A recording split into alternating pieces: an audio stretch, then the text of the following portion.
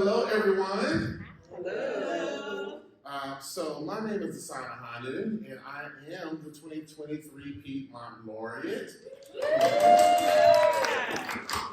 And in that role, I get to work with some amazing organizations, the Orange County Arts Commission, the Durham Arts Council, and particularly Raleigh Arts and United Arts of Wake County. And so with that, what we're doing today is our second edition of Pen to Page Shop Talks, where I wanted to have an opportunity to bring some poets together to talk about the art of poetry, to talk about navigating as a poet, and particularly to bring some artists together who are doing some distinct and unique things as poets. We know that poetry is a literary art form. We sit and we write, but once the poem is written, there are a lot of options for what can happen after that. And the more that we talk about the options, the more capacity that we can provide for the poets out there. We can open up some doors to possibly consider what it means to be lifelong artists, to be professional artists, what it means to be able to build programs and envision projects. And so I wanted to make sure, but I also, in having these shop talk conversations, I also wanted to make sure that I create space for voices that aren't often heard, and to make sure that folks got a chance to hear from and experience poets that they might not otherwise meet. And that is a very intentional thing. So I'm really excited that we are here at the Fuquay Arena Arts Center. Being in this space is really exciting for me. I've been here for a variety of programming over the last couple of years because I met some folks who I knew from other things that were going on in the Triangle, and I got to talking about the fact that, I went to elementary school around this way and spent 6th grade at Fuquay Middle, and they were like, huh? I was born in Raleigh, and I've been adopted by Durham, but I did spend some time in Holly Springs and Fuquay. And then I said, my mother lives here in Fuquay. She's been here since 1991. And they were like, what? I was like, yeah, Fuquay is in my heart. So this is part of the story for me, to be able to share time and space in Fuquay. So I'm excited to be here, and thank you to all the organizations, especially United Arts, for helping to make this happen. So what we're gonna do is we're gonna start with the conversation. There will be an opportunity for you to ask questions as well. And then we're gonna close with a reading where we're all gonna share a couple of poems with you. And then we'll close out the evening. But what we're gonna start with is we're gonna start with the conversation. What I wanna do is take a moment. Now, I'm not gonna speak for them. I'm gonna introduce them, and I'm gonna give my own little personal thing. But then I'm going to let each one of them tell you a little bit about who they are, both who they are as a person, who they are as an artist, and we'll get into the kinds of things that they do, but we'll start there with the introduction. So, and I'm just gonna work, I intentionally sat in this seat so that everything would be to the left, and not the right, some of you will get that, but, and so, of course, to my left, now, this brother right here, this is my brother for real. We got started in this thing around the same time, and, have, young hopping in the car, traipsing to go to city to go spit some poems. But one of the things that I will always continue to lift up, that me actually publishing, I credit to 2 people. One is Jessica Caramore, who is actively telling, especially young Black poets, to publish their work in the midst of a time when we were all recording poems and hustling CDs and in chapbooks. She had already started a press in Atlanta called More Press Publishing, and was just actively, as she was on the road, telling folks to tell their stories and to publish. And Sean is the first person I knew to publish. There was some from our circle who had been picked up and given publishing deals. But he was the first person who was like, let me figure this out. And when I say publish, I mean from the beginning. Like he learned graphic design, he learned layout, he learned the whole process, and also the process of how to get the books picked up in bookstores and book readings and those kind of things. So that is something that I definitely want to learn. So this is Mr. Sean Ingram. So Sean, talk to the people. Right. Well, I am Sean Ingram, as he said, author, motivational speaker, founder of the Sean Ingram Academy, where simply my mission and my ministry is to inspire youth to stay in school and out of the criminal system, based off my own personal journey and my own personal testimonies. And it has been an amazing journey, 20 plus years now, traveling the road, and like Dasan was saying, I just knew being a starving artist won't it, to be honest with you.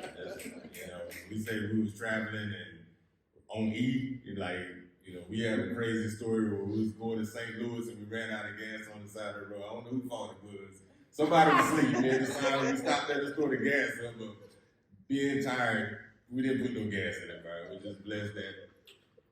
I don't know if y'all ever been Midwest, sometimes I think the next store was 100 miles away or something crazy like that. And it just happened to be a construction crew on the side of the road at the time. He said he just put the gas tank in the back of the truck, so we was able to keep traveling. But it was just, I just saw more, like he said too, definitely want to shout out Jessica Caramore, because she was the one that was champion, and I just believed in what she said. Didn't know how to do it, but I just knew it could be done. So I was blessed to start doing, as we started doing shows, I would set up book signings in a city that we wanted to go to, and that helped provide a lot of gas money. So it's been an amazing journey. Yes, it has. Sorry, Ma. I didn't tell you this one.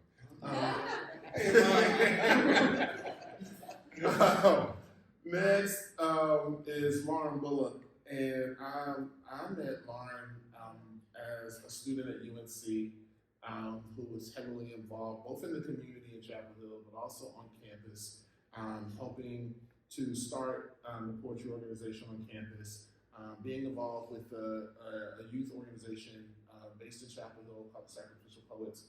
But the thing that I'm going to speak about, because we've also, Lauren is someone who we battled a lot over thoughts and ideas, because we think very similarly about certain things, so we butted heads a lot. But Lauren was someone who also not only saw her creative talents in what she wrote, but also in the way she could organize, and as she was making her way, and as she left North Carolina, worked in a lot of spaces with organizations helping to create space for other artists and for other writers. And so we'll dive more into that as well, but someone who chose to step and find out about the other side of how some of these kinds of things get organized. Oh, that's so sweet. Hi, I'm Lauren. I'm gender fluid, so please use they, them pronouns for me. I am a poet, obviously, a teaching artist. I'm also a full-time teacher. I teach middle school. And like Dasan has said, I've been involved in poetry community, various poetry communities for over a decade now. Both in the Triangle area, also in the DMV, teaching youth, and also in organizing slam spaces and poetry spaces. And then we have Mr. Johnny Chapman III. I had to get it right, okay. We call him Lee. Lee is the true definition of a multi-hyphenate. I know Lee as a poet, but I mean Lee as a poet also found out that he was a fiction writer, specifically in sci-fi horror. Yeah. Also met him taking pictures. He is an amazing photographer. And now recently also is more and more showcasing his talents as a musician. But one of the things that I want to get into and why I'm excited for Lee to be here is we've had a chance to work together as well, but Lee has really stepped into this space of public art and working with organizations around in this moment of creative placemaking, around thinking about where art can be placed. And part of that is being willing to, answer the artist calls and step into the rooms and be a part of the meetings and the discussions. But that idea of project-based work is something that Lee has stepped in beautifully. And so, hopefully hear more about that journey as well. So, there's lots to talk about. So that's why I asked for these particular folks to be here. So we're gonna I'm gonna at least speak to the people, and then we're gonna jump right into this thing. Hello, everybody. How are y'all doing today? This evening? Yeah, good. Y'all look good amongst the bright lights here. Like Dasan said, I do a lot of different things.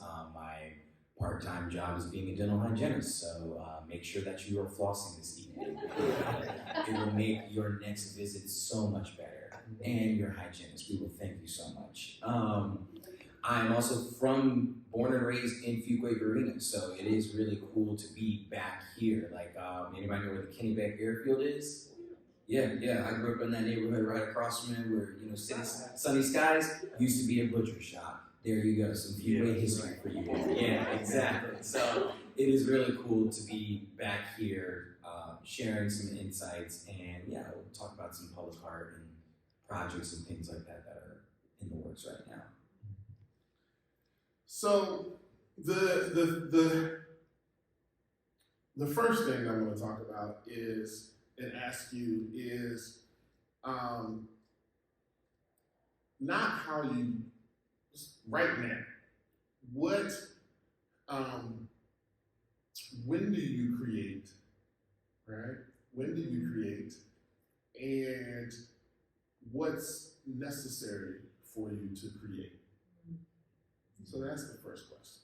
When do you create? And what needs to happen for you to be able to create? Now it's different for me. I create in my mind now. So I create all the time. But my most productive time is between 4 and 6 in the morning. That's my most productive time. But I don't ride with the radio on. I'm always thinking, even when I'm working, I do commercial refrigeration full time, but if I'm sitting there waiting on the unit to pump down, I'm always writing in my mind. And now my writing process is different. I don't write on paper too much anymore. I just say it over and over 1,000 times. I was just telling my family, I'm getting a little bit older now. And it's crazy because I'm not forgetting my poems, but I'm forgetting what I wrote, right? Like, oh, I remember I wrote this poem. I should have said this poem. I should have said that poem. Because I just literally say it. But, and I use everything as a muse. If I'm riding and I see a homeless guy, if I see a homeless lady, that would start. So I just start with 2 or 3 words, and I remember that, and then I just keep building on to it. So that's kind of how I write. I think I'm always creating. And it's something, as somebody who has multiple disciplines, it's something that I've learned to embrace. It may just not be writing that I'm pouring into, but I always have some kind of creative outlet. I think right now the thing that needs to happen, honestly, I'm a big to-do list person. So I feel like as long as 75% of my to-do list is done, I feel like I'm in a place where I'm all right, I can sit down and create.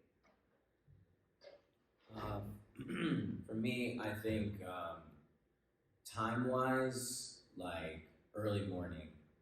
I think the best hours for me is between 7 and 11. That's for me perfect time to write. If I have that morning space, especially when I'm working on longer fiction, it requires you to be very disciplined and consistent. It is kind of annoying to have to show up every day and sit down and wonder okay, where are we gonna go today? But it is also kind of exciting because sometimes you don't know. One thing that also helps with my creation process now is being out in nature, taking walks. After I usually do my morning thing, I'll go just like walk the park for a little bit and just like come out of that creative shell. And it's nice because I feel open to other sources of inspiration. And I feel like, as you know, everybody said, like, we're always creating. I feel like it's the same. And creating doesn't always feel like putting something out. It might just be taking something in. So I feel like I'm always taking time to absorb whatever's around me. And nature has been very important for me recently, but also like in childhood too as well. So I think it's like a coming back to the source of creativity for me. Yeah, it's very different. You know, I'm a horrible morning person. So, and I've tried for years. Doesn't work. So I'm the person who ends up being up ridiculously late for no reason. Because something will hit and I want to work on it, I'll lose myself. This thing, you know, it's 2 in the morning. And then of course I don't like mornings, so the whole next morning is you know, already, because I'm already there. But the other thing that happened for me was as I got older, I needed, because you as you get older, there's more things going on, so you don't have that designated time. So I had to create pockets, and it led me to a deeper affinity for jazz, because jazz music, especially traditional, like older jazz with no words, was what I did, because I can't listen to words. You know, when you're young, I can write, I can listen to hip hop and write, but I can't. At a certain point, I can no longer listen to someone else speak while I was writing. And it led me to hunting, because I needed to find, you know, 2 hours of instrumentals and, you know, older jazz, you know, long compositions, moody compositions. So, but it is varied. And that's why I wanted to start with that question, because I think that there are folks who probably are trying to figure out, when do I have time to write? And there's no perfect time, a perfect way that it happens. It happens very differently. And I love the idea of always creating, because I think a lot of times what it is not sitting down to pull from scratch. Right. It's the moment that you stop is to capture the things that have been ruminating with you. And that's what you're trying to do. I also second the music. I listen to film scores when I'm writing, so like instrumentals, like Hans Zimmer, all those different names, like that. I feel like I'm able to like pull a little bit from those moody sounds, and I'm like, oh yeah, I'm about to write a moody poem. Let's listen to some moody music. That gets me in the zone. So, when was that moment that you felt comfortable calling yourself an artist? Here you go. This will give you my backstory right fast. Straight out of Wilson, Greene County, North Carolina. When I met Dasan, I was little Sean, straight out of the streets. Everything about me was streets. I've never seen anything positive in my life.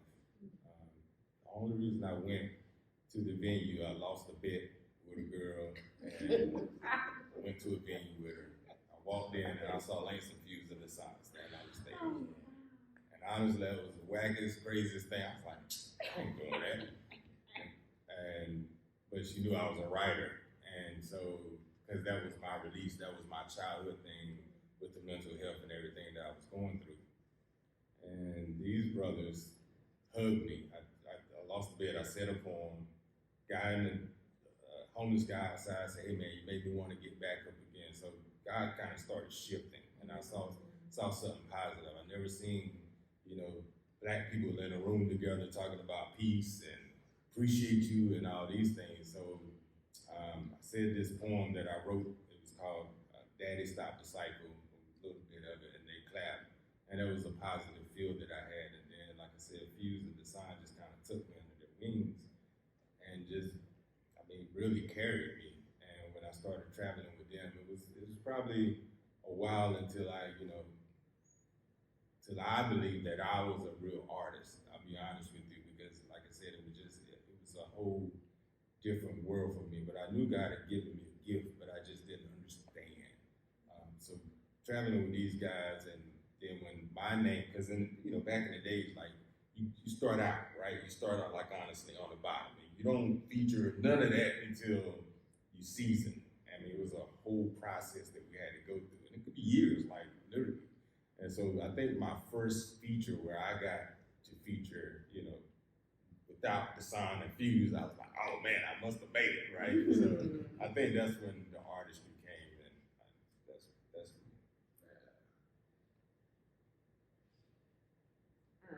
Like the opposite. I've always kind of identified as an artist. My mom is a studio artist, a painter, and my dad's a musician. So I grew up writing. My first poem I wrote in like kindergarten. I grew up drawing, right? So like being a creative was always part of who I was. But I think it wasn't until like college that I really started to take it seriously, like as a career or an identifier in that way. It was just something that I did. Let's see. I know growing up, I was on stage in like church and things like that. So it was bits and pieces were scattered in my childhood. But I think this came when I was graduated from UNC in that like 2 to 3 years where you're trying to figure out what you do after you got the degree. Yeah, I know like a lot of my entries from my notebook at the time is me debating back and forth about this title of artist, like because there's so many different ideas that are like put on that. So if you start calling yourself an artist, what does that mean for you? What do you get paid for this stuff? Does it mean that you're going to venues and events? It was a lot of back and forth, but I want to say, I don't know exactly at what point, but it was probably around like 2017, 2018. It might have been when the locks dropped. I don't know. But it felt that I think I had amassed enough personal experience to finally like get to that next level. I don't know if there's like any people who play video games in here, but when you've got enough experience points and you can like rank up and get a new job and new skills, I think that was the moment for me, like, okay, I've got enough experience. Let me see what new classes are out there. And there was a class called Artist, and I was like, okay, let's put some points into there. And it's been very fun since then. I think it's allowed a little bit of rest in my soul instead of having to debate back and forth about that title. And that's, I think, is the value of spaces. That journey needs some affirmation. And it's not about self-worth, but it's about you're seeking, you're searching. And when you're in a space that affirms what you're doing, that makes a difference. And so I think one of the things that now we all are a part of is a part of the conversation that should happen earlier. Because when you can come up immersed in art, then it feels a little bit more real. With Sean and I being older, I didn't grow up in art. I had art opportunities. I started out, I'll never forget, I took an affinity to the cello. My mom got really excited. And then I was like, no. Yeah, I started out. You know how you start out with you get a recorder and you start playing the recorder, and somebody gave me a cello, and I was like, this is kind of cool. And my mom got really excited, and it was like, is something you want to pursue? And I got freaked out. And I was like, no, I don't want to do the cello. That was a trumpet for me. Yeah. 6th grade, it was it. But in 7th grade, I was like, nah. Yeah, there's this moment where you're like, right, because there was no sense of an artist. I didn't have anything to draw from that this would have been a thing. Or that it, could have played for college. I could have been in an orchestra, a symphony, first child, nothing about this. I was like, I don't want to do this no more. So you have that moment where space matters, and if you don't find it then, you have these pockets of time. Maybe you're at a high school where there's an amazing art teacher who sees a talent. Or you get to college. For me, the same space that Sean walked into was the space that did it for me. Because I wouldn't let anybody else see what I was writing until I came into that spot. And they convinced me to get on the mic. And so, there has to be a moment, and I wanted to have that because you never know when that moment's going to happen. right? And I know each of us has had that moment when there's someone who's older than us, who we've had a chance to be able to have that moment with.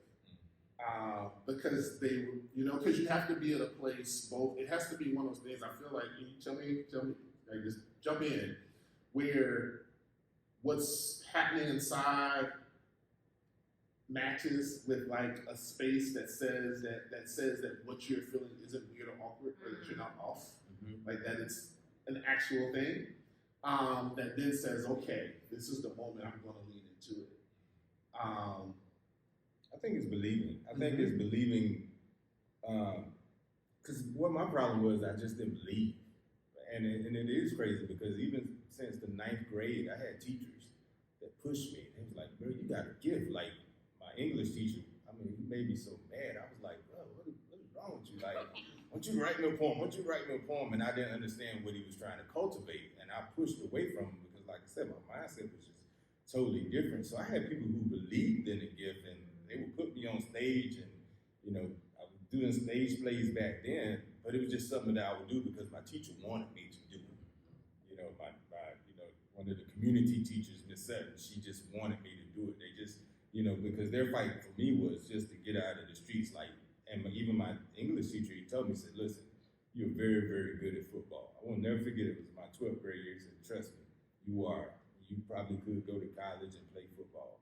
He said, well, let me tell you something. You're great at writing. He's like, you write stuff that, and I guess the irony was I was so uneducated, writing on an intellectual level. So he really fought with me. But I just didn't see that when I looked in the mirror. And like you said, it took us being in the scene and us growing into, like you said, that confirmation came. And I said, you know what? I am going to walk into, I like the word, I am going to walk into being Sean Ingram. You know what? I am an intellectual. I am a writer. Like, this is what God gave me. And when I decided to take that honestly, that's when the doors opened. That's when everything started really, really taking off.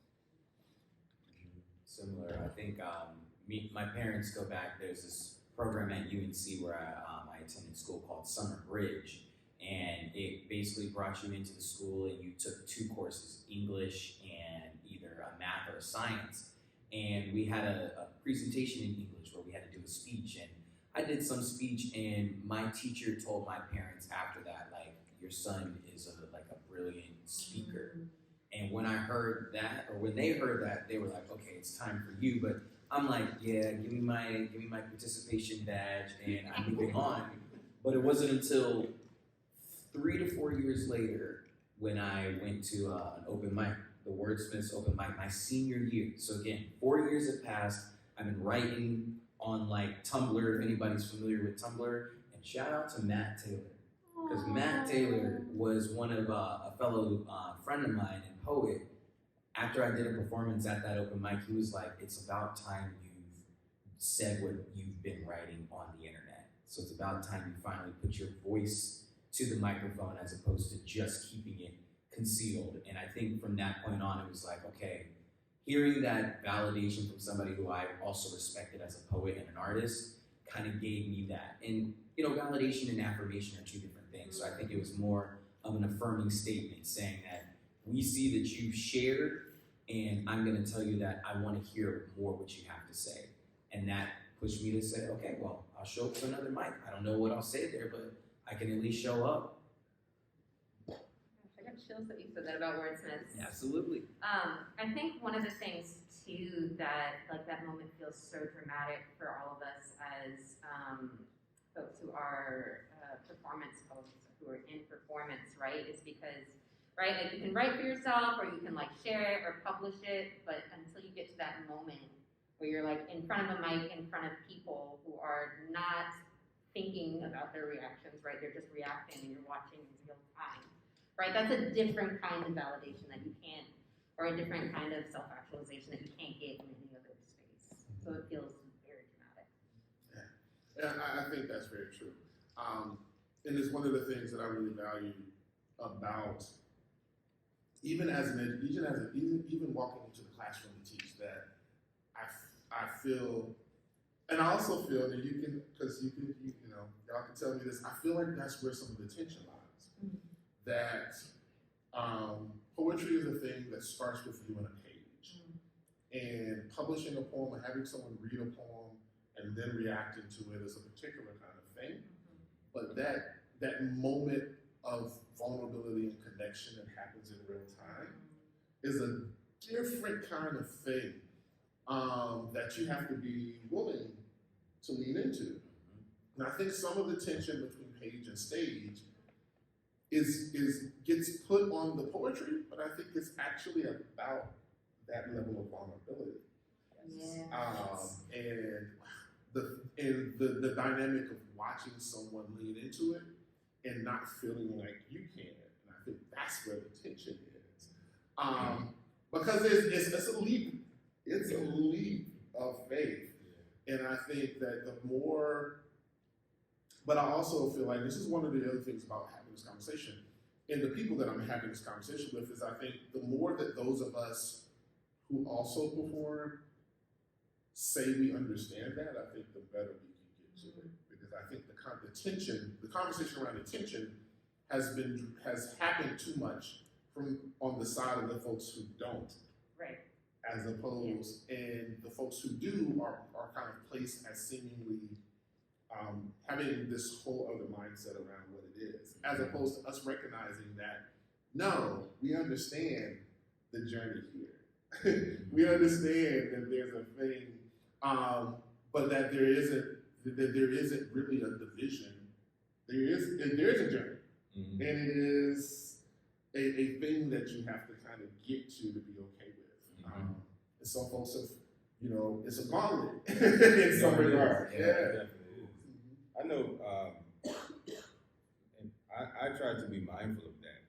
Now when I go to, I don't do open mics anymore. I will go to an open mic, but I don't put myself on an open mic because I know who I am, right?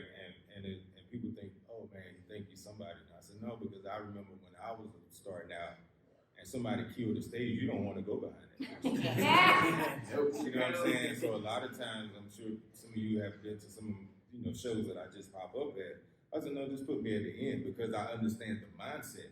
Because at the same time, I don't want to be that giant killer or dream killer, right? Because, and people don't think that it's real because sitting out in that audience, you be like, oh, I'll never be like them, right? Even as a motivational speaker, there's been speeches that I've been to, I was like, nah, that ain't for me.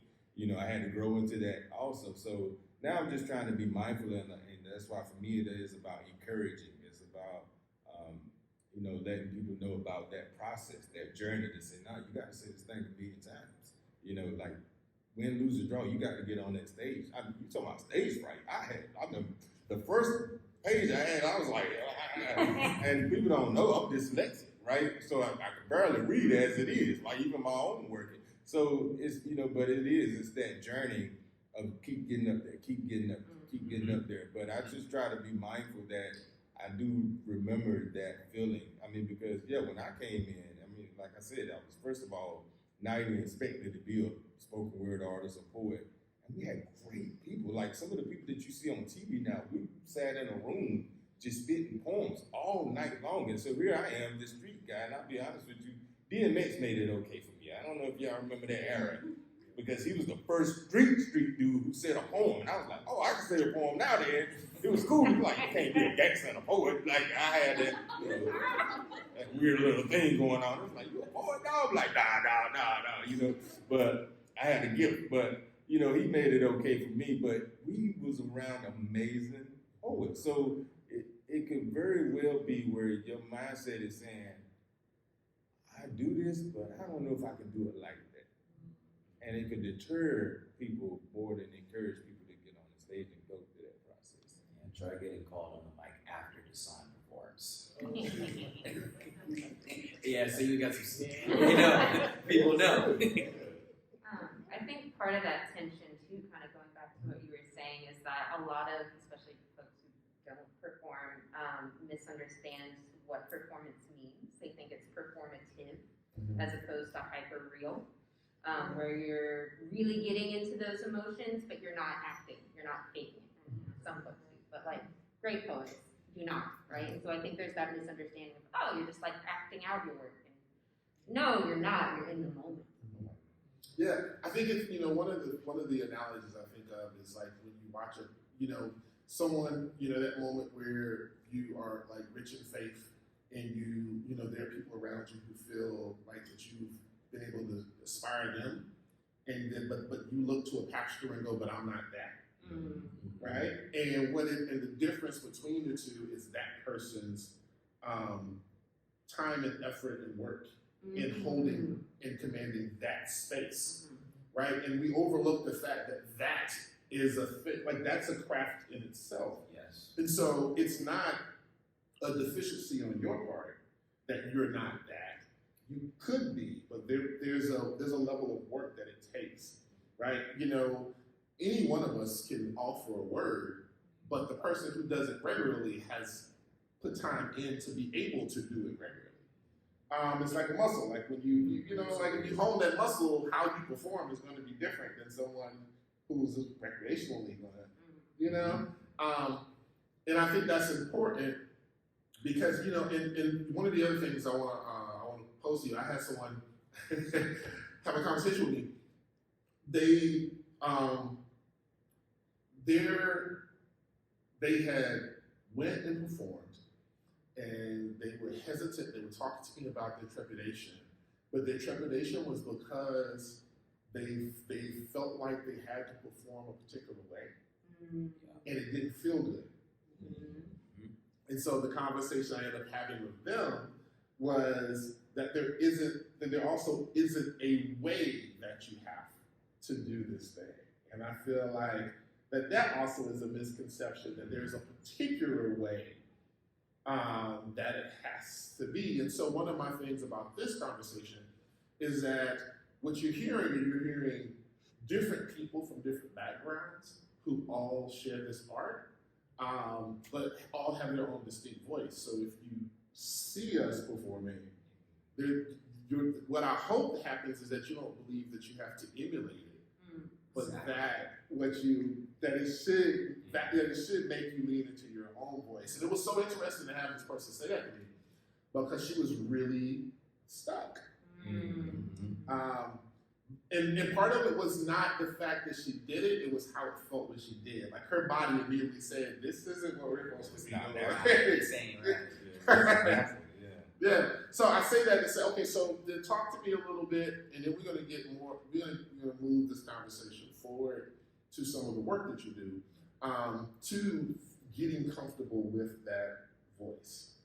Talk a little bit about that journey of getting comfortable with that voice. Yeah, the first thing one of the first things is definitely like getting comfortable with whatever you're writing. I think like having a good understanding of your piece, and maybe that looks like memorization, maybe that looks like repetition, whatever the case may be. Knowing what you're gonna say up there will, as you practice that normally, your voice and your body is gonna wanna say a thing a certain way. Even if you're just reading it out loud, like the way that we read like a recipe book or a magazine or something, like if we're reading out loud, we're naturally getting into a rhythm. I think being able to lean into that rhythm and continuously find ways to improve it, and one of the best ways I think is just continuing to show up. I've been going to an open mic in Raleigh that Dasan founded for the last 7 years, I think now.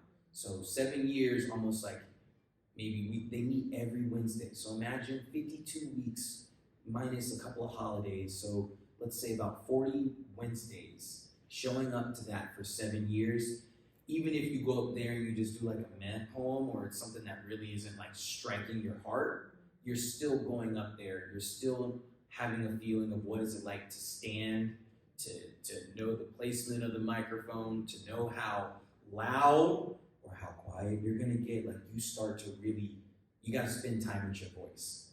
Whether that's, in the shower, in the car, around your friends, partners, whatever the case may be, or in front of a group of complete strangers. Like whatever it is you have got to get comfortable with the physical voice as well as the voice that you have written down.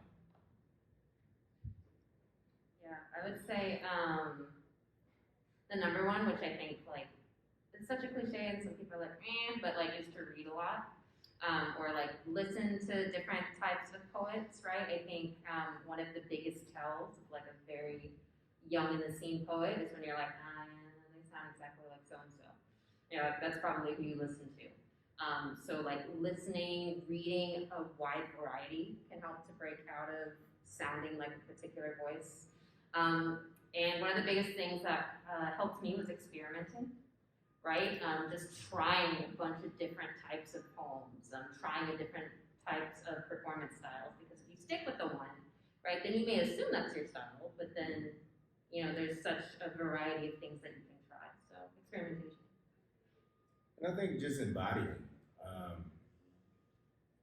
Maybe I write different because everything that comes from me or life, right? So it's, you know, even when I write about women's breast cancer, I'm writing from somebody or a story I heard of.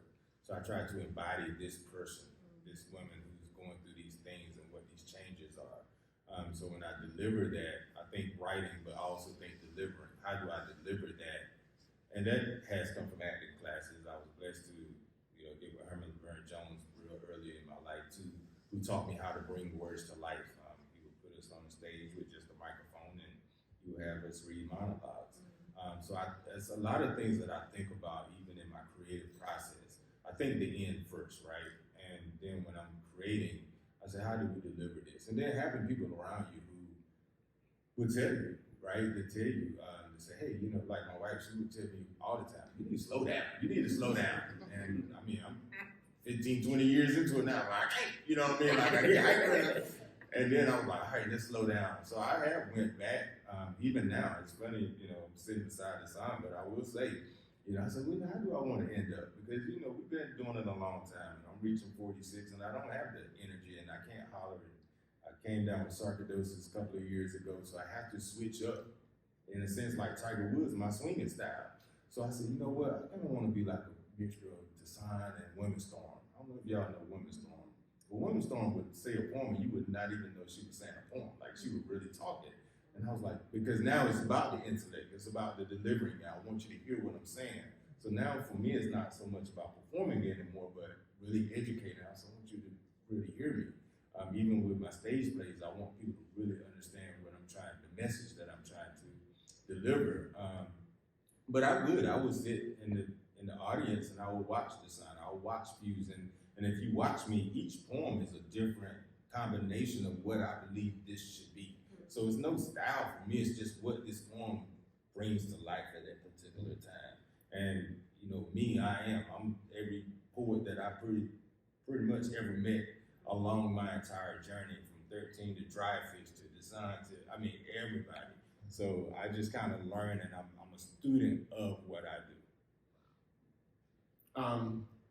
And I you know, you come to appreciate some of the things that our predecessors, some of the elders did, because you know, an open mic is great, but you start to appreciate when you look at different canons and different generations of like the spaces they held. You know, they get romanticized years later about how they were, but ultimately you come to understand that like folks held spaces for folks to gather to work out their voice. Yeah. And, you know, and if there wasn't an open mic, then someone who didn't mind inviting folks over to their backyard or into the living room. And, you know, everybody brings something, you know, they sip and, you know what they do. Yeah, say it. Even the beats. Poets gonna blow it. You know, poets gonna blow it. You know, Ginsberg, Kerouac, all of them, they was partying. But you know, but it's this holding of space, and sometimes that's can be so, you know, so powerful. It then oftentimes that leads to that collective of folks. You know, it's a replication of what you would get when there's a group on campus, or when there's we had the benefit, like you said, of being in a moment where we would sit across and be able to sit in a room, just being young with folks who would ultimately we would end up seeing on TV. But because the space was held, we all got to be together. And if no one ever held the space or said, y'all can come over here, I remember watching the movie Slam, and at the moment it seemed corny, that when they went on the date, they ended up in someone's backyard at a cookout, and then all of a sudden somebody starts spitting a poem. So when you're young watching it, you're like, we had a little cookout, a little date, then they're spitting a poem. You get a little further into the art form, you're like, man, it would be great.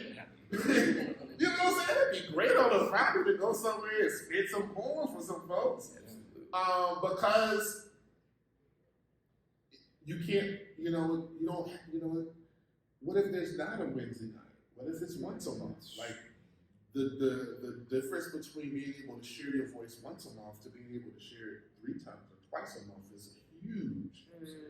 If we're going to talk about variety of poem and like message and inspiration of hearing what other people are working through, so those spaces are important. All right, so I'm gonna walk through the panel, and then we're gonna and hold tight because after all this, you should also hear some poems for them. Lee, let's talk about the journey into art projects. You know, from moving from the page and from the mic to spitting your poem to being a part of larger artistic projects. And I know that you kind of were involved in collaborative and multidisciplinary projects and then moving towards actually envisioning projects of your own. I'm pretty sure when we give the audience a chance, there'll be some folks who want to ask more about it. So talk a little bit about that, Joe. Yeah, so I can pinpoint this. Like, it started with, remember when you did the City Soul, you had a group of people come to Mike Williams's curation. So there was an art exhibit that was happening, like a physical art exhibit that somebody was doing in art space. And Dasan got a group of writers to come in there and write responses to the artist's piece. And then we did a showcase one night, and the person who was curating the exhibit, Michael S. Williams, if you've heard of him, the Black on Black Project, followed them. He heard my poem that night, and he was like, okay, I want to work with you in the future. And that is all he said, and I was like, I don't know what that means, but sure, let's go with it. Because, you know, in the art world, somebody tells you that they want to work with you, kind of times you can be like, man, whatever, you don't really mean it. But he really meant it. Year and a half later, he asked me to create a poem that is going to be used in another curated exhibit that he's doing. And we create a short film that I write the poem, we have a dancer who does choreography, and we record it. That poem plays in the old Kmart off of 401, y'all remember where that is? Yeah. So they turned that for a period of time into an art exhibit. Fast forward, working with the Black on Black Project got me into this program called Seek Raleigh. Seek Raleigh is this program that is being sponsored by City of Raleigh Arts, where they give grants to up-and-coming artists to work on temporary art projects. It's actually going on right now, like it's an ongoing project. Through Seek Raleigh, we did a project, and then that is how I got into the spheres of the City of Raleigh's art team. Because, again, it really does boil down to who you know, but also being able to show up when it's time to show up.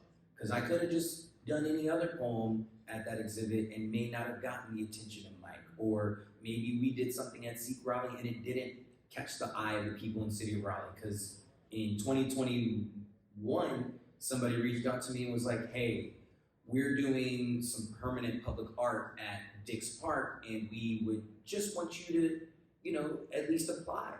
And I'm thinking, like, I've never worked on anything permanent before. I'm a poet. Like, my job is to come in and be a fairy on stage and whisk you away and then disappear into the ether. Like, the idea of putting words in permanent spaces, especially in a park. Like, where do you put words in a park? Exactly. I didn't know either. So through just this trial and error and finally getting to this point, I just put in an application. They had an artist call. I said, okay, well, if you tell me that you want an idea that's unconventional, what if we put poems on leaves, metal leaves that we can fabricate? What if we could make a neon sign that has poetry on it? What if we could just burn poetry into a wooden frame? Like, there's so many different ways that words and poems can exist, and it's already apparent as we live now. Like, we've got billboards, we've got signs, we've got all these things, but we don't always consider it art. So to be able to like go from being a poet at the open mic to now being contracted with the city of Raleigh for 2 projects that will be permanent.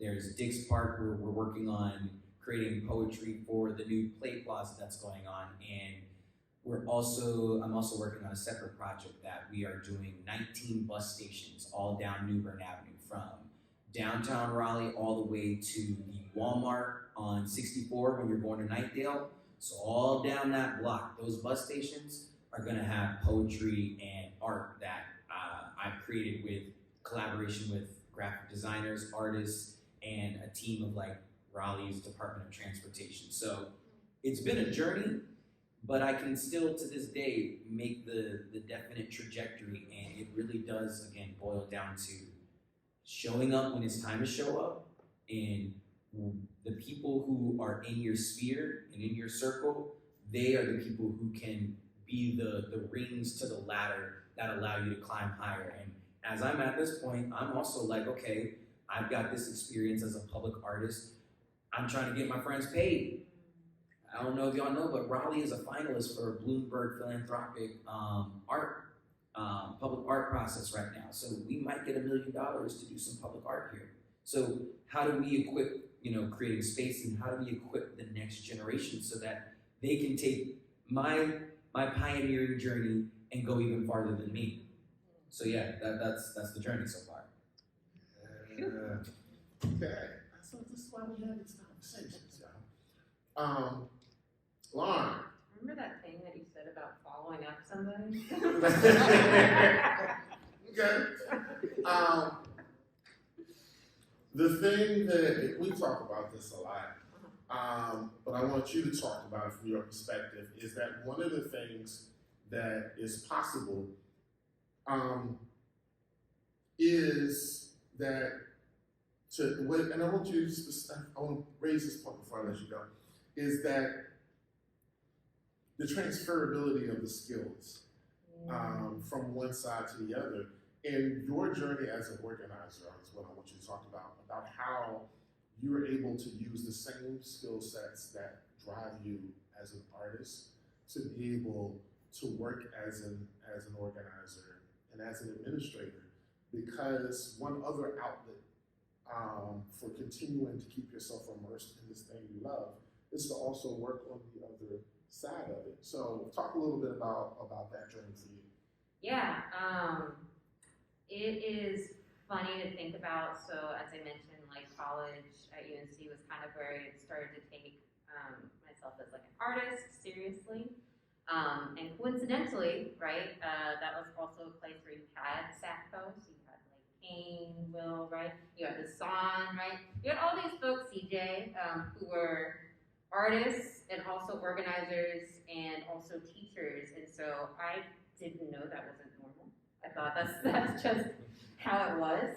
And so being able to first have those examples and see it, right? Because I think it's one thing to conceptualize, right? I think a lot of people break those things apart, but when you see the examples of, you can build this space, you can create for this space, and you can also teach in the space, and those things don't have to be separate. And that's just continued to be part of my philosophy. I've worked with various arts organizations, and I think the way that those are transferable is, I think it comes back to that aspect of creating, right? Like arts admin, as much as like folks are like, what does a spreadsheet have to do with creating, right? For me, it's the same source, right? It's just tapping into it into a different way, but it's still using your imagination to envision the event. The same way that you put words together on the page, you're linking up organizations, you're calling the artist, and you're creating the show, right? So I think they're all kind of linked together. Yes. And then Sean, the thing that I want you to speak to You are a motivational speaker and an author and a performer, but you have also changed the lives of a lot of young folks. And one of the folks who was trailblazing in your diversion program. And so, not every artist should teach. Say that again. One more time. Not every artist should teach. It is a thing that is available for artists as a way to make money, but you also are responsible for the influence that you have in the space that you're holding. It's not just a means to make money. But as someone who is a teacher, but also I want you to talk about the vision to come up with the idea for a program that people were so inspired by, they helped you build it and design it. And not every artist can teach, but there are artists who are able to envision and design a program where within the program folks can still learn. There's a difference from being someone who can mold and model and mentor a person. That's a little different than teaching. You know what I'm saying? Like and I think that's the reason why I say not every artist can teach, because there's a distinction. Some folks are able to inspire learning in that particular way that they can manage a classroom. Others need a different space. It's the same way that not everybody can coach. Because there's a thing to coaching that you just got to be able to handle a different kind of space. And you stepped into a space that not everybody can step into in terms of the young folks who you're able to inspire. So talk about that. I think my mindset when it comes to educating is different. I look at it more from a father divine aspect. I don't think I consider myself as a teacher. I think I consider myself more as a leader. And I was taught that the job of teaching is to teach someone how to teach themselves, educate someone how to educate themselves. So I want to teach you how to go through a thesaurus or to go through the encyclopedia to find whatever you want to find. So when you're talking about that end goal or that dream or that vision, I want to teach you the tools that you need. I'm going to give them to you, but I'm going to teach you how to use the tools. Now you're going to go through this journey and use the tools. I've been blessed, to do the diversion and intervention program because I was one of them kids, right? And like I said, for me, writing is different. That's why I guess I couldn't consider myself as an artist. This thing saved my life, and I don't think people really understand when I say that how serious that is. Like when I tell y'all, like I didn't see anything positive until I stepped into a venue one night at Expressions and just happened to see them. This thing changed my mindset. It changed my life. So many young Black kids, we're mad, we're angry. We don't know how to communicate. We don't know how to articulate our thoughts and ideas. I would always get in trouble because everything that I said, I got in trouble in school because I couldn't articulate my thoughts and ideas. I couldn't articulate, I'm hungry, right? Grandmama, we going through some things. I couldn't articulate these things. So it became just a little bit different for me. So now when I see a kid like me who have the greatest intellect, the greatest potential, they just don't know how. And that's what I do. I did a speech one time called Connecting the Dots, right? And I want to just envision this right fast. When you look at you remember the things we did, connect the dots? When you see I don't know how many dots be on the page. When you first look at it, you do not know what it is, right? Some people just don't know how to put 1 or 2. Like literally. They don't understand the process of just connecting 1 and 2. And being patient in that process. 2 to 3, 3 to 4. 3 to 4 might just be saying, like you said, I'm gonna read a little bit more today. I'm gonna just read a little bit more. Math is my thing of reading this, so I'm gonna just read a little bit more. 4 to 5 might be, you know what, I have resources that I ain't never asked for. Son, can you teach me how to write? Or can you teach me something? So that's my thing when it comes to educating, and that has been a blessing too. And I also believe that when you can give, because I think what writing became for me was mine. No matter what you said about me, no matter how much trouble I got into, when I walked into it, it became mine, and that's why, like I do, I hold it like a baby, because one thing nobody can take away from me is my gift, right? So it became something that I could be proud of, that I could hold on to for mine. So what I try to do for youth is give them something that, hey, this is you. I don't care what your mama say, I don't care what the principal say, I don't care what the police say. You know you good at fixing cars. Fix the cars, be a mechanic. You know you good at football. Do this, do that. And when you hold on to that, you believe in that thing, to me, that's what take you through the storms. That make any sense? Yeah. And so, to me, that's what it's all about. But it's been an amazing blessing. Wonderful. All right, y'all. I want to see if there are questions out here before we hear before we hear some poetry get out of here. Does anybody have a question out there that they have on their spirit or on their heart that they've been wondering about as we've talked? Yes, sir. Yes, sir. Mike's coming up to you. Y'all have to yell. All right, so how do you deal with self-doubt? How do you deal with self-doubt? How do you deal with self-doubt? So, in this book right here, I talk about, it's called From Poverty to Prison and Prosperity. This is my actual autobiography. And I dealt with that a lot. And I speak twofold. One, as a motivational speaker, because half the time on the stages that I speak on, I'm the only black, I'm the youngest, and I'm the most uneducated person in the room. Half the time it's people with 2 and 3 PhDs, so self-doubt tears me up. But then I think none of them went to prison, none of them survived what I survived. I know what I have to offer, and when you know the value that you have, it kind of takes away that self-doubt to say, no, I may not know how to build a plane, but I know how to survive. So I'm gonna speak about what I know about, if that makes any sense. Even as a writer, like I said, I know the gift that God gave me. I can't change the oil, bro. You know what I mean? But one thing I can do is I can write something for you.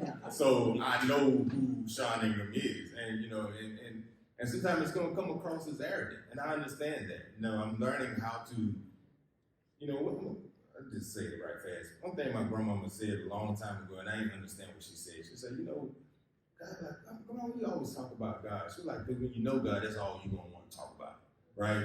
And so I transferred to me now, to say, I know me now. I know my gifts. I know my strengths. So I know what I can talk about. I know what I can, you know, I know what I do. Like, I know I'm Sean Ingram. And it did. It took me a long time to, honestly, like you said, walk into being Sean Ingram. And I know that might sound whatever to some people, but they don't know the journey. They don't know the hell that I had to go through to get to the heaven. So now that I'm stepping into the heaven, I'm already talking about it now. So now I know what I survived getting here. So all that self-doubt that I once had is kind of gone away. That makes any sense? Amen. I would second similarly to that, like, for a long time, like, going by, in terms of artistry, like, I just go by Lee in the poetry scene, but as I've been following into these public art projects, it's really embracing, like, the full breadth of my name, like Johnny Lee Chapman III. Like, that is what the business card says, that's what the website is, like, really leaning into that. And I think before, when I was dealing with self-doubt, I don't know if this is healthy or not, but I used to have this mindset that if I don't do it and I don't create it, somebody else is gonna do it, and they're not gonna do it like it's supposed to be done. So why would I miss that opportunity? Now, there's a whole concept of like us being antennas and conduits for ideas, right? So the idea, if it passes by me, it surely could go to you, and you could be the one to create it. And I'd be like, wow, that was my idea. Maybe I would have done it this way or that way. That fear of that crippled me more than the self-doubt. So I'd say, I'm gonna risk it. Even if it's a bad idea, it's gonna be my bad idea. And you know, 7 times out of 10, your ideas aren't that bad. So you might as well just go for it. Stand on. I agree, Sean, about knowing yourself, and I think part of knowing yourself is knowing the importance and value of your voice in the greater conversation, right? And knowing what your particular place is in that conversation, knowing that nobody else can occupy it. I know for me, self-doubt is really attached to perfectionism. So something I heard recently that has been really helpful is the idea that perfectionism is actually grappling with grief. And it's the grief of there's this perfect idea in your head and it has to enter into reality and it will never be the perfect thing in your head. And so like just learning like that's just part of life, like any kind of grief. And like learning to accept that loss has been really helpful for self-doubt. And I think the other thing is that, you know, it can either be easy or difficult. Because if it's intended to happen, it's going to happen one way or the other. And one of the things, you know, I took it easy earlier, I'm not going to. So one of the things me and Hardy stood, but Jesse There it is. that I realized, and a perfect example is Dasan Ahanu. Like, the Dasan Ahanu, which is not what my mama named me, was created out of self-doubt and fear. It was created out of stage fright. It was created out of doubt. I didn't feel comfortable with my name on stage, in the space that I was in. So I created a name. I did that for that reason. I had no idea what that would become. Because there was an intent that something was going to happen. And it was either going to be easy or difficult. I made it difficult. And you know, and then God made it easy, right? But so I say that, and that was the thing. Like I knew that. So we would have moments where we'd be butting heads, and I'm like, okay, you want to do it that way? Go ahead. And then I'm the person who's waiting, like, so how did that go? You were right. Right? And it wasn't. I wasn't prophetic. I just knew that what was going to happen, and it wasn't, and that it was going to happen regardless. And so I say that to say in terms of self-doubt is, and then I will offer one more thing that I found to be amazing, because you can learn lessons at different points in life. But about the self-doubt, I say that it can be easy or difficult, is to allow the self-doubt to happen is going to make it difficult, not impossible. It's still going to happen. So you can doubt whether you can do it, you can doubt. It's going to eventually happen regardless if it's intended to happen. You can either make the journey there difficult, and you can antagonize yourself along the way, distract yourself, increase the amount of time, you can do all that, but it's going to happen. Or you can make it easy. And you can just push through to get to where, because if you're even doubting it, it's enough on you or in your heart that it's actually intended to be. So it's going to be easy or difficult. The thing about it was I got the opportunity to do a fellowship at Harvard. My first day there, and a friend of mine who I ignored because he's famous, and I was like, you're famous. I'm not listening to what you're saying. I'm not famous, you're famous. This is a different experience for you. And he said, you're going to be in a space there where you're going to be in conversations where you do not have to validate yourself before you actually share what you know or think. Right? He's like, you're not going to have to fight with people like you used to doing, just to be able to offer what you have to offer.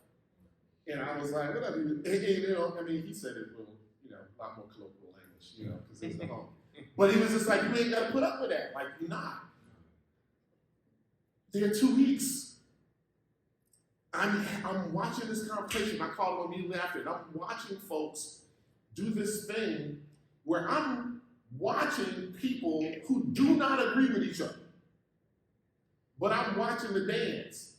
And the only reason why I'm watching this happen is because they all believe if you hear, then you're supposed to be in the conversation, whether I agree with you or not. So you don't have to validate yourself in this space. We just gonna lay it all out and let it be what it be. And when it was all done, they just ended the conversation. And I walked over to the person, you know, who was leading the program I was there for. And I was like, what? And it was like talking to an auntie. She was like, you know, like, I'm sorry, every time they say something, I'm gonna let them know. What? Doctor whoever, you know what I'm saying? Word, doctor. And she was like, yeah, no, and I was just like, and I called him, and that changed my whole perspective there because I was worried being there. And the folks who came in the spring, I told them, I was like, and I'm glad you said what you said because that was it. I was like, their expectation, and she pulled me to the side after that because she saw my confusion. And she said, anytime you talk or present or do anything here, start with what it is you have to say. Because that is their expectation. For you to do anything else is gonna be awkward to them. Because their expectation is if you here, act like you belong. And I was not used to that. And so I called him, and he was like, I told you. And I promise you, since then, we're not playing that game. Because I've seen it. It don't have to be that way. Once again, it can be easy or difficult. And I've seen what it is to be easy. So I ain't being difficult. Another question? He actually asked pretty much what I was going to ask. Like, what's that journey? Y'all pretty much touched on it, but I would say this. How do you deal with hurdles that come along the way on your journey and still maintain that positivity, that belief, and then turn around and encourage others? You know, how do you go through something while at the same time, you know, building someone else up? Or is that even your responsibility, I guess? I'm not sure.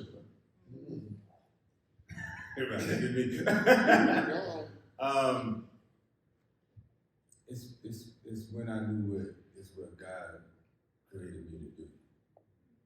I don't want to. I'll be honest with you. I want to give up every day. I want to lay down. I want to turn my back on what He want me to do.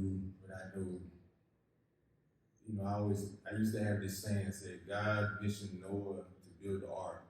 He missioned me to build a Sean Ingram Academy to save youth. He missioned me to write books to save and inspire people. And, you know, I've gone through some things and I still do. And I'll be honest with you, you know, through my journey, I went from street to poet, to businessman, to leader. And that's totally different levels. And when I became a leader, that's when all the shots started coming. That's when every target at me, and now I'm a political leader, now I'm on TV, and now I'm having little conversations and sound bites are playing in the news at night. And it was something totally different for me, but I also think that if I give up, what are the people that's looking up to me, hoping and championing that I win, how are they gonna feel? Are they gonna feel like they can't make it if they see their leader?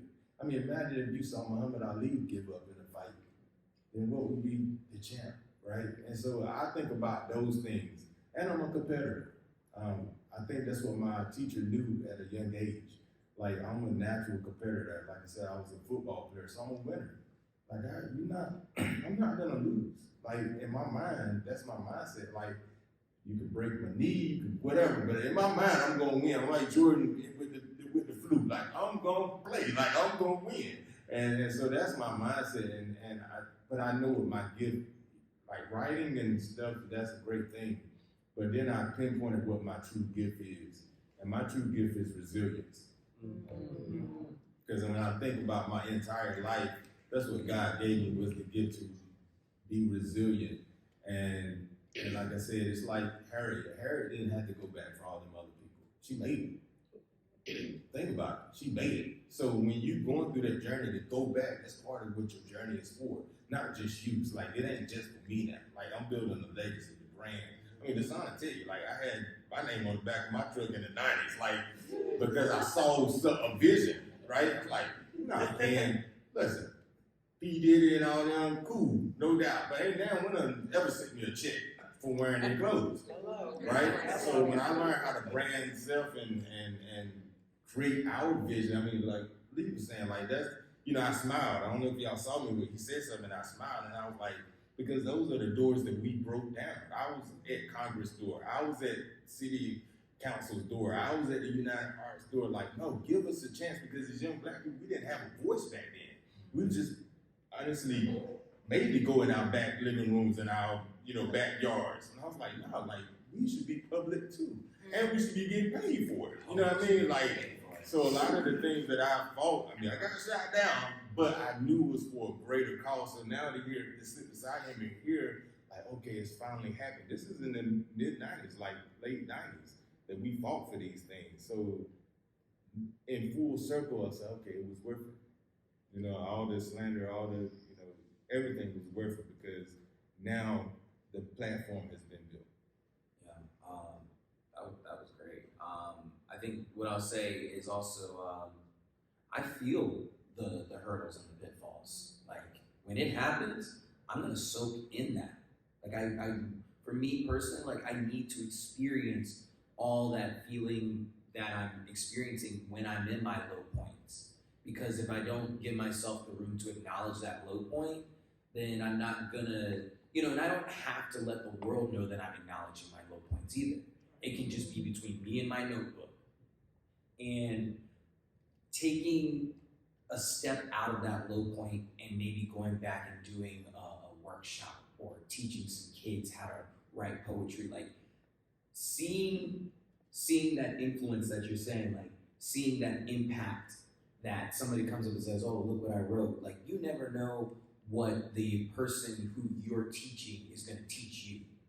So you gotta, even if you're just showing up on like 30% energy, you might have somebody who comes in and you might get 50% of it restored to you, but you may not have never been able to do that for yourself if you said, I'm at 30%, I'm not gonna show up, I'm just gonna, continue to wallow in it. That's why you gotta recognize that you're at 30.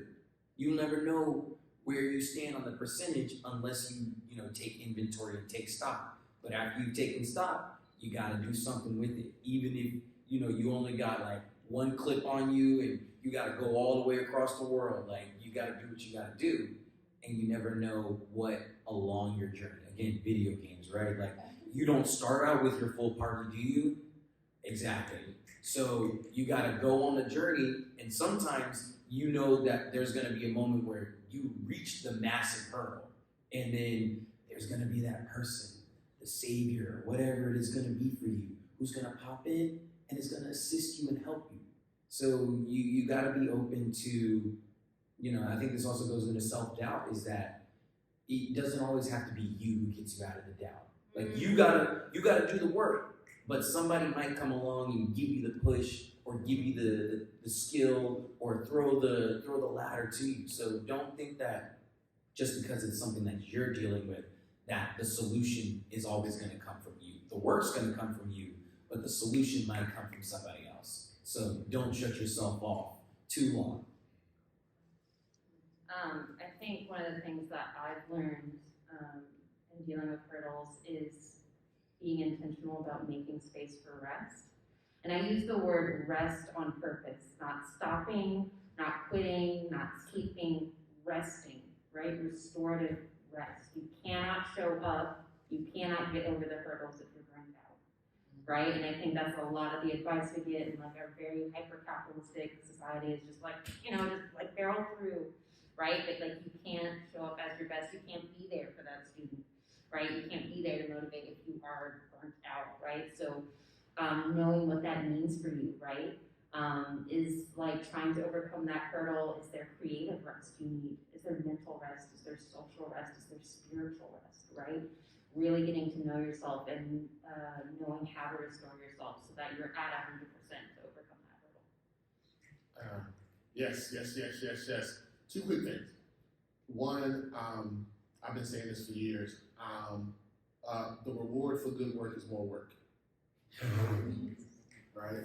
We have this thing in our minds that doing good work means that we're gonna break. That is not how this works, y'all. Because once you become the person who knows how to do the thing, then you become the person people are gonna look to do the thing. So that shift in mindset also goes hand in hand with everything else, because rest matters more when you know that there's going to be more work because you did a good job.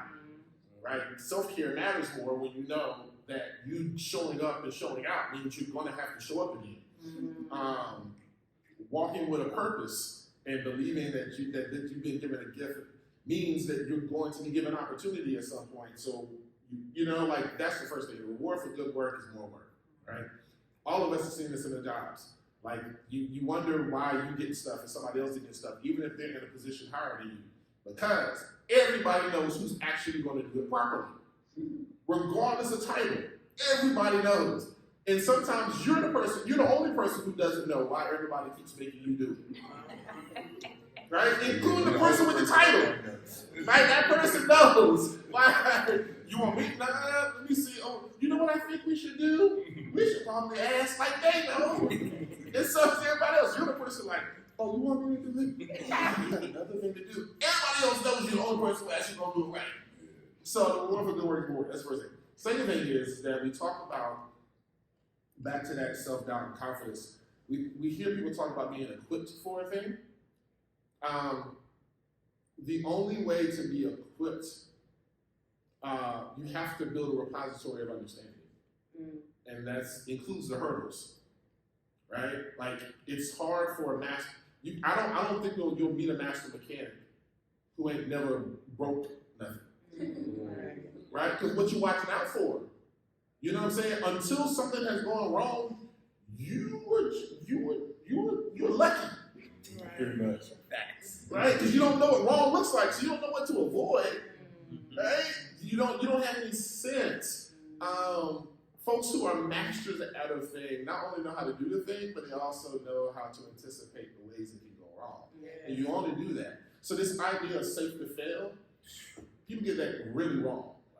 And, right? I've known leaders who continue to use that framework, and there is not a safe to fail environment. Because the only way to have a safe to fail environment is to actually trust that whatever happens, you'll be okay with, you'll be okay from. And there are not enough people who are willing to believe that if you fail, we're going to be okay. And then we'll also be better because we will have learned from the failure. Right? That's a safe to fail environment. So do it. So it encourages you to do whatever you want to do. Right? Because the only way we're going to know whether it's going to work or not work. Right? And one of the funny things was, does anybody know anybody who works in pharmaceuticals? Like, right? I was dating someone who was a technical writer for pharmaceuticals for the testing. And when you find out that most of the things that get released to the public are because they did not do what they were actually supposed to do, change your own mindset. Because the only reason why we have this thing is because they tried something else. That didn't work, but this is what it did. So they're like, you know what? No, what they do? Guess what? It's now for this. And I was like, right? We tried it. Your eyes popping out. We tried to cure that. Actually, what happened was your left foot fell off. You know what? This now gets rid of your feet. What? No, that's but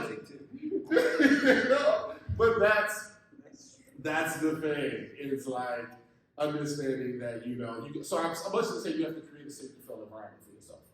Absolutely. Where those hurdles, those challenges, those obstacles are better equipping you for what, once again, because it's going to happen regardless. I think that's one more last question, and then we're going to get some poems in the center here. Well, you kind of sort of answered it, but just going to ask anyway. What do you do when you have your drought? Man, it seems like everything you're doing is just garbage. You don't know, how do you get past that part of your writing? I've been trying to write for years. There's a time when I get through, I'm like, garbage. And I'm writing down, I don't know what's wrong with me today, and it's not just a day. It seems like it goes on for a few weeks and there's nothing coming through that seems that could get a point across that's actually worth hearing. How do you get through the drought? That's a great question. That's a great last question before we hear these poems. Anybody want to say? I have a question for the question. This make any sense, right? Is it drought or self-doubt? And who is it garbage to? right? And one of the things I've learned through my journey is some of the poems that I hate the worst, personally. Some of the poems that I wrote in the 90s that I don't care about now is new to someone and it inspires someone else. So sometimes the job is just to write it and get out of your own way, if that makes any sense. And so I think that's the question that I would ask you to ask yourself. It might not be for you.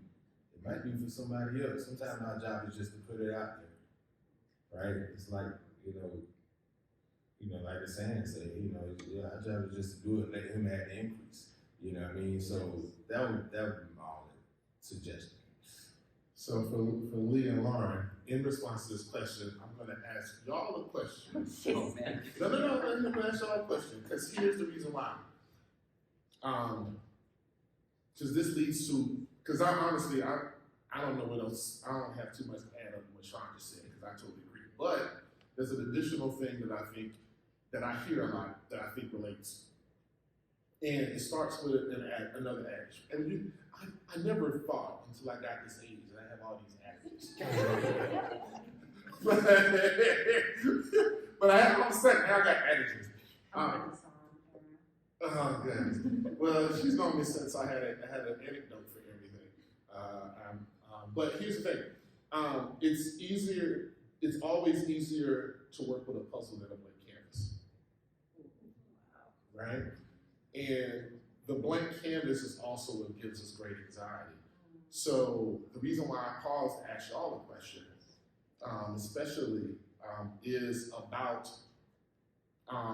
the editing and revision process. Going right there. Yeah, because we put a lot of weight on the initial writing, and we don't put enough pressure on the writer in us to work with the thing that's in front of us, right?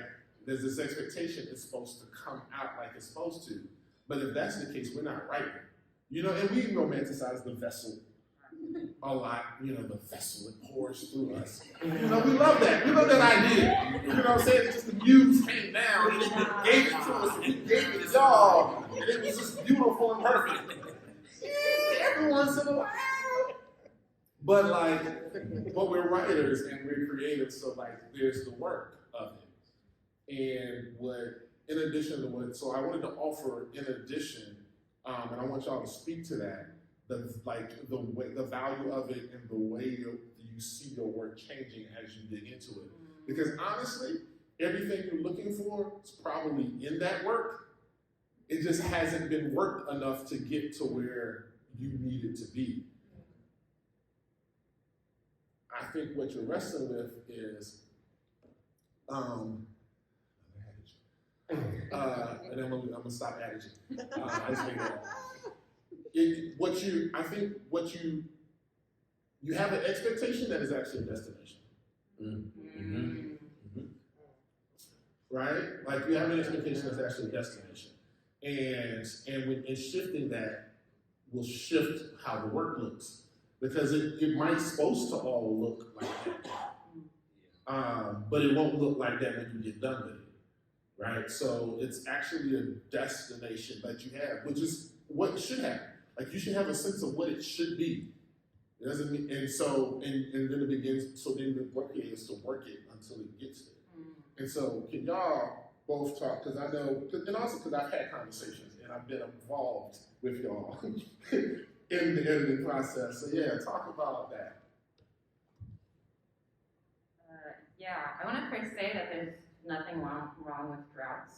Don't let these write 1,000 poems a day people talk you into that. There's nothing wrong with that. And I also was one of those people that's surely I will get up and I will write thousands of poems a day. It will be glorious.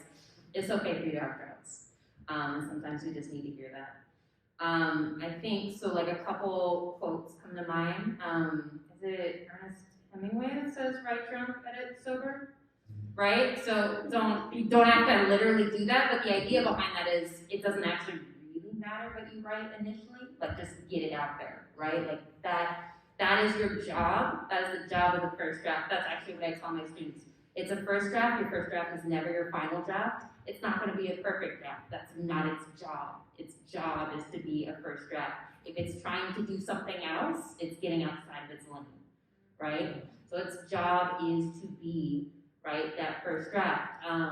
Another thing in thinking about the poet Nikki Finney talks about, and I've thought about this with my editing process, is instead of going through the front door, if your poem or whatever you're writing is a house, go through the window, right? That's what makes it interesting. Everybody can go through the front door, right? How do you go through the window, right? But first, you gotta get the first draft out, right? And like, that again, its job is to just be the first draft. Yeah, agreed. I don't know, I feel really conflicted a lot of times when people call their work like, you know, it's all gonna be bad, it's all gonna be, it's like, it's really all subjective, you know. First off, we hear all the time like your first thing is never gonna be a good thing. That's not true. Like, you could have a pretty good first draft. All the time that I write, it's always like, my objective is just to draft it out. Again, especially when I'm working on like my fiction stories, like when I'm trying to create a narrative that is like 120,000 words or like 300 pages, you know, I'm not thinking that the first thing that I'm spitting out is gonna be what I'm letting people read. The thing that I think about is sometimes I've got to tell the story to myself first before I can tell it to another person. And once I know how to tell the story, then I can figure out what parts of the story are vital, what parts of the story are expendable, what parts do I think need to be here at the beginning or switched around. Do you have a red pen? Keep a red pen right next to your writing pen. Like, always think that this is still just the first draft. Like, the editing, I think I'm a pretty decent word vomiter. That's what I call it when I'm writing the first draft. I'm just, you know, spilling it all out. That was a really weird sound effect. But I think I'm much better at taking the pieces I've given myself and forming a really cohesive narrative, whether that's in a form of a poem or it's a long-standing epic, whatever, a collection of fables. Just knowing that, like, the first thing I put out, again, like everybody said, is not going to be the last thing, but also thinking that maybe the real strength and joy and fun, I actually like revising more than I do writing. Because when you're writing, you're just pulling from the ether, and the ether's really hard to work in, y'all. Like, I don't know if y'all know, but just pulling things from your imagination and putting it onto the page is so much more difficult than looking at the page and already having the materials. You know, nobody shows up to a new concrete spot and says, all right, you know, we're going to build everything here, but we don't have any of the concrete, the rebar. Like, no, you got to collect all the materials, and that's what the first draft is. It's just a collection of the ethereal materials. That's a good band name, I would say.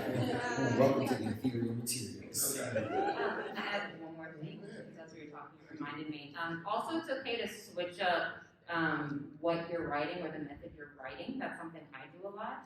I switch to whatever feels the most kind of ephemeral. So maybe that's paper for you. Maybe that's on sticky notes. Maybe that's in your Word document, because then when you write it, you can just like, oh, insert a new page. Oh, did it ever really exist? Oh, but it is there. You can go back to it, right? So whatever makes it feel like the least permanent, and you'll know kind of intuitively what that feels like. I would say look for that. And I would also offer that in terms of what the possibilities are, the way you create and experiment with the way you create opens the door to how your work goes from that to other projects.